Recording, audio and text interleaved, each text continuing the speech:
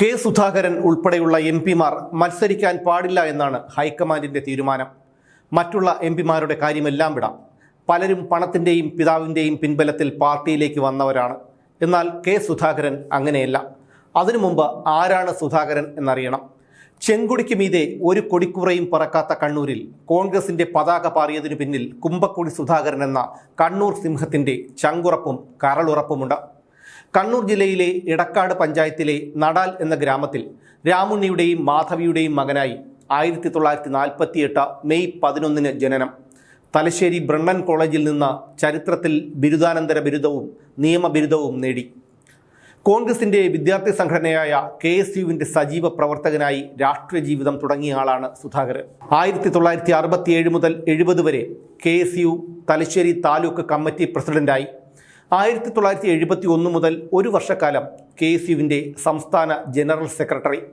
1973 മുതൽ 75 വരെ national students ഓർഗനൈസേഷൻ്റെ സംസ്ഥാന പ്രസിഡന്റ്. 1976 മുതലുള്ള ഒരു വർഷക്കാലം യൂത്ത് കോൺഗ്രസ് സംസ്ഥാന പ്രസിഡന്റ്. 1969 പാർട്ടി പിളർന്നപ്പോൾ കോൺഗ്രസിൻ്റെ ഔദ്യോഗിക വിഭാഗത്തിനൊപ്പം ഉറച്ചുനിന്നു സുധാകരൻ. 1984 മുതൽ 91 വരെ KPCC എക്സിക്യൂട്ടീവ് കൗൺസിൽ മെമ്പർ. 1991 മുതൽ 2001 വർഷക്കാലം കണ്ണൂർ DCC പ്രസിഡന്റായിരുന്നു. ഇതേ കാലയളവിൽ UDFൻ്റെ കണ്ണൂർ ജില്ലാ ചെയർമാനായും പ്രവർത്തിച്ചു. 2018 മുതൽ 21 വരെ KPCC വർക്കിംഗ് പ്രസിഡന്റ്. 2021 KPCC അധ്യക്ഷനായി സുധാകരൻ. 2021 നിയമസഭാ തെരഞ്ഞെടുപ്പിൽ കനത്ത പരാജയമാണ് UDFന് ഏറ്റുവാങ്ങേണ്ടി വന്നത്. അന്ന് KPCC അധ്യക്ഷൻ മുല്ലപ്പള്ളി രാമചന്ദ്രൻ. പാർട്ടിക്കേറ്റ കനത്ത തോൽവിയുടെ ഉത്തരവാദിത്വം ഏറ്റെടുത്ത മുല്ലപ്പള്ളി രാമചന്ദ്രൻ KPCC അധ്യക്ഷ സ്ഥാനത്തു നിന്ന് രാജിവെച്ചു. മുല്ലപ്പള്ളിയുടെ ഒഴിവിലേക്ക് പല പേരുകളും പലരും മുന്നോട്ട് വെച്ചു. എന്നാൽ ഗ്രൂപ്പിനതീതമായി എല്ലാവരുടെയും താൽപ്പര്യം കെ സുധാകരൻ ആ സ്ഥാനത്ത് വരണം എന്നായിരുന്നു. അണികളുടെ ശക്തമായ ഈ വികാരം ഹൈക്കമാൻഡ് മനസ്സിലാക്കി. അതോടെ 2021 ജൂൺ 8 സുധാകരനെ KPCC അധ്യക്ഷനായി നിയമിച്ചു. 1980 82 നടന്ന നിയമസഭാ തെരഞ്ഞെടുപ്പുകളിൽ ഇടക്കാടു നിന്നും 1987 തലശ്ശേരിയിൽ നിന്നും സുധാകരൻ മത്സരിച്ചെങ്കിലും പരാജയപ്പെട്ടു. 1991 നിയമസഭാ തെരഞ്ഞെടുപ്പിൽ ഇടക്കാട് മണ്ഡലത്തിൽ നിന്ന് മത്സരിച്ച സുധാകരൻ CPMലെ O ഭരതനോട് തോറ്റു. ഏതാനും മാസങ്ങൾക്കകം ഭരതന്റെ നിയമസഭാംഗത്വം കോടതി റദ്ദാക്കി. കേസുമായി മുന്നോട്ട് പോയ സുധാകരനെ 1992 കേരള ഹൈക്കോടതി വിജയിയായി പ്രഖ്യാപിച്ചു. ഇതിനെതിരെ O ഭരതൻ സുപ്രീം കോടതിയെ സമീപിച്ചു. അങ്ങനെ 1996 സുപ്രീം കോടതി ഭരതനെ വിജയിയായി പ്രഖ്യാപിച്ചു. 1996 നിയമസഭാ തെരഞ്ഞെടുപ്പിൽ സീറ്റ് നിഷേധിച്ചതുകൊണ്ട് കോൺഗ്രസ് വിമതനായി ഇടതുമുന്നണിയുടെ പിന്തുണയോടെ N രാമകൃഷ്ണൻ മത്സരിച്ചു. രാമകൃഷ്ണനെ സുധാകരൻ പരാജയപ്പെടുത്തി.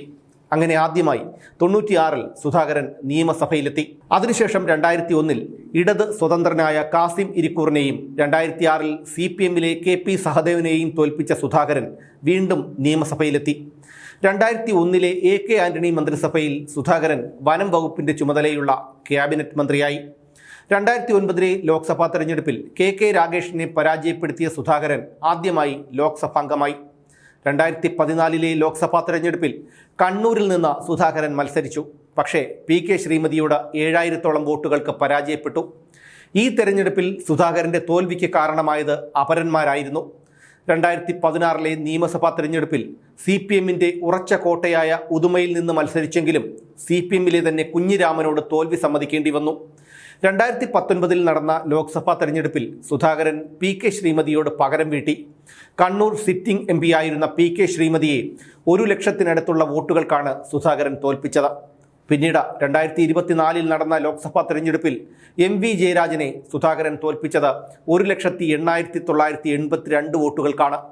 കണ്ണൂരിൽ കോൺഗ്രസ് പാർട്ടിയുടെ വളർച്ചയ്ക്ക് പിന്നിൽ സുധാകരൻ്റെ കഠിന പ്രയത്നം മാത്രമല്ല, ചങ്കുറപ്പും കരളുറപ്പുമുണ്ട്. ഇത്തവണ ഇടതുപക്ഷം അധികാരത്തിലെത്താൻ വിദൂര സാധ്യത പോലുമില്ല. സുധാകരൻ്റെ എക്കാലത്തെയും ശത്രുവായ പിണറായി വിജയൻ പ്രതിപക്ഷത്തിരിക്കുമ്പോൾ ഭരണപക്ഷത്ത് സുധാകരൻ ഉണ്ടാവണം. അല്ലെങ്കിൽ അത് പാർട്ടി സുധാകരനോട് കാണിക്കുന്ന വലിയ നന്ദികേടായിരിക്കും.